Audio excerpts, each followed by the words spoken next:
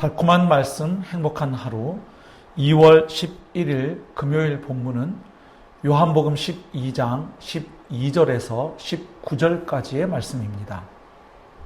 그 이튿날에는 명절에 온 큰 무리가 예수께서 예루살렘으로 오신다는 것을 듣고 종려나무 가지를 가지고 맞으러 나가 외치되 호산나 찬송하리로다. 주의 이름으로 오시는 이 곧 이스라엘의 왕이시여. 예수는 한 어린 나귀를 보고 타시니 이는 기록된 바 시온 딸아 두려워하지 말라. 보라 너의 왕이 나귀 새끼를 타고 오신다 함과 같더라. 제자들은 처음에 이 일을 깨닫지 못하였다가 예수께서 영광을 얻으신 후에야 이것이 예수께 대하여 기록된 것임과 사람들이 예수께 이같이 한 것임이 생각났더라. 나사로를 무덤에서 불러내어 죽은 자 가운데서 살리실 때에 함께 있던 무리가 증언한지라. 이에 무리가 예수를 맞으면 이 표적 행하심을 들었음이로라. 바리새인들이 서로 말하되 볼지어다, 너희 하는 일이 쓸데없다. 보라, 온 세상이 그를 따르는도다. 예수님께서 유월절을 맞아 예루살렘에 들어가시자 명절을 지키러 온 수많은 무리가 종려나무 가지를 들고 환호하면서 예수님을 맞이합니다. 그들은 예수님을 맞으면서 호산나, 주님의 이름으로 오시는 이 곧 이스라엘의 왕에게 복이 있기를 이렇게 외쳤습니다. 여기서 호산나는 구원하여 주소서라는 뜻의 말인데 주로 찬양에서 쓰는 말입니다. 이렇게 많은 무리가 종려나무와 호산나로 예수님을 환영한 것은 국가적인 해방을 염원하는 당시 사람들의 기대가 반영된 행동이었습니다. 아마도 나사로를 살린 사건으로 인해서 예수님에 대한 기대가 더욱 커졌던 것으로 보입니다.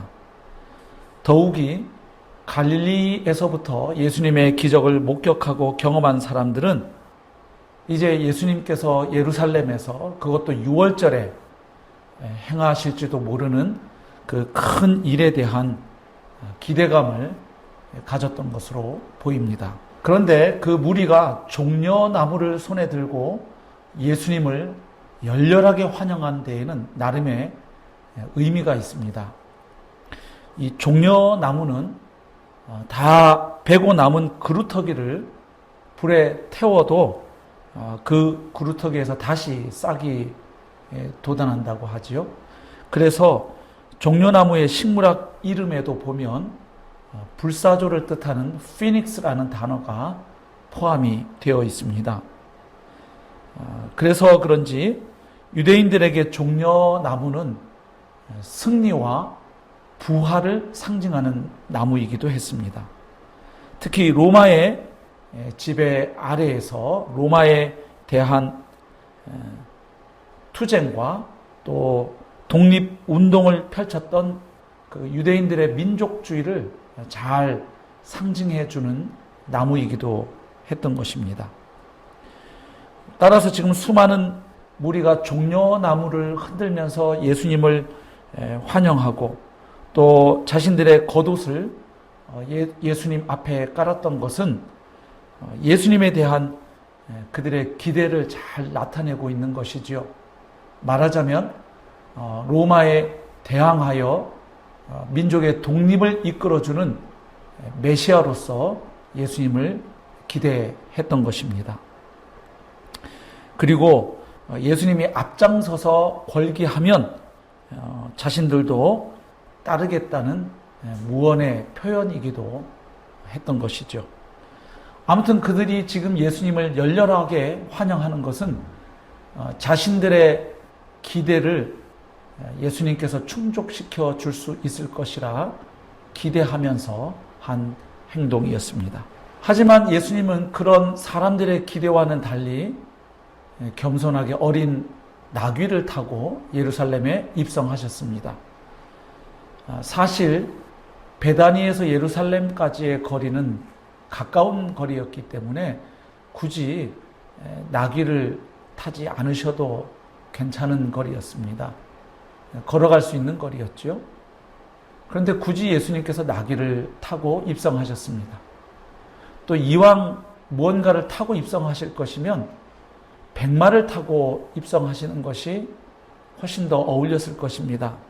지금 사람들이 종려나무 가지를 흔들면서 예수님을 환영했는데 이런 상황에 어울리는 그림은 예수님께서 장군들이 타고 다니는 혹은 왕들이 타고 다니는 그런 백마를 타고 입성하시는 것이 잘 어울리는 그림이라 할 수 있습니다. 하지만 예수님께서는 굳이 어린 나귀를 타고 입성하셨습니다. 왜 그렇게 하셨을까요? 우린 잘 알고 있지요. 이것은 결국 스가랴 9장 9절 말씀의 성취라는 것을 알고 있습니다. 말하자면 이 세상을 죄로부터 구원하기 위해 오신 예수님은 스가랴 선지자가 예언한 대로 온유하고 겸손하신 평화의 왕이심을 나타내기 위한 일종의 퍼포먼스였던 것이죠. 말하자면 예수님은 자기 자신을 스가랴가 예언한 대로 고난받는 메시아이심을 잘 알고 계셨던 것입니다. 결국 사람들이 예수님에게 기대하고 있는 바와 지금 예수님께서 걸어가고 있는 그 길이 서로 다르다는 사실을 알 수 있습니다. 한편 예루살렘에 입성하시는 그 예수님을 열렬하게 환영하는 그 무리들을 보고 바리새인들은 당황해했습니다. 그들은 무리의 반응을 보고서 이제 온 세상이 그를 따른다고 과장해서 말할 정도로 놀라고 당황했음을 보게 됩니다. 오늘 본문에서 우리는 무엇을 묵상할 수 있을까요? 우선 첫 번째로 나귀를 타고 예루살렘에 입성하시는 예수님에 대한 다양한 반응을 생각해 볼 수 있습니다. 자신의 욕망을 투영해서 예수님께 자기 나름의 기대를 걸고 환호하고 있는 무리들을 봅니다. 물론 이 사람들은 조금 시간이 흐르면 다 사라지고 없거나 아니면 나중에 예수님을 십자가에 못 박으라고 소리치는 군중이 되었을 수도 있지요. 한편 예수님을 스승으로 모시고 따르고 있지만 정작 지금 스승이 가고 있는 그 길을 알지 못하고 있는 제자들의 모습도 보게 됩니다. 오늘 본문 16절에도 제자들은 처음에 이 일이 무슨 뜻인지 알지 못했다가 나중에 예수님께서 십자가에 죽으시고 부활하신 후에야 이해했다고 기록하고 있지요. 또한 오늘 본문에서 우리는 다른 사람들의 반응을 보면서 마치 중계만 하는 듯한 바리새인들의 모습도 보게 됩니다. 예수님의 일이 자신들과는 전혀 상관없는 일인 것처럼 바라보는 그들의 모습입니다. 물론 오늘날에도 예수님에 대한 다양한 반응이 있지요. 그렇다면 과연 나는 예수님을 어떤 분으로 믿고 있는가 질문해 볼 수 있겠습니다.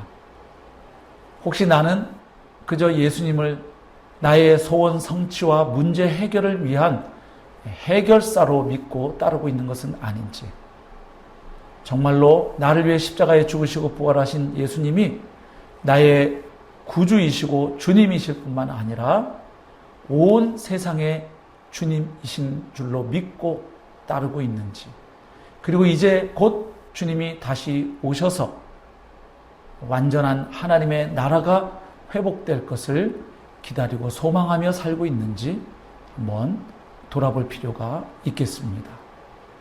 두 번째로 오늘 본문에서 우리는 사람들의 기대와 압력에 굴하거나 끌려가지 않으시고 묵묵히 자기의 길을 걸어가신 예수님을 발견합니다. 특별히 위엄과 권세를 나타낼 수 있는 백마가 아니라 겸손하게 나귀 새끼를 타고 입성하시는 예수님을 묵상하게 됩니다. 예수님은 끝까지 자신을 이 땅에 보내신 하나님 아버지의 뜻에 온전히 순종하셨던 것이지요. 당시에 말발굽 소리만 들어도 겁을 먹고 두려워하던 사람들에게 참 평화는 로마의 말발굽 소리가 아니라 나귀를 타고 입성하시는 예수님의 겸손과 희생을 통해서 주어진다는 사실을 잘 보여주고 있습니다. 그렇습니다. 평화의 길은 굴림의 길이 아니라 섬김의 길이고 희생의 길임을 오늘 본문에서 우리는 예수님을 통해 발견하고 깨닫습니다. 이렇게 우리를 위해 자신을 내어주신 예수님을 통해 구원을 받은 성도들은 이제 바로 그 주님이 가신 그 길을 따라 걷는 사람들입니다. 주님이 가신 것처럼 우리가 살아가는 삶의 현장에서 온유와 겸손의 모습으로 섬김의 모습으로 평화를 만들어내고 확산하는 그 일에 쓰임받는 주님의 제자들로 살아낼 수 있기를 소망합니다. 오늘 하루도 주님 가신 그 길, 온유와 겸손의 길, 섬김과 희생의 길을 묵묵히 걸어감으로 우리를 구원하신 주님을 영화롭게 하는 복된 하루의 삶이 펼쳐질 수 있기를 소망합니다.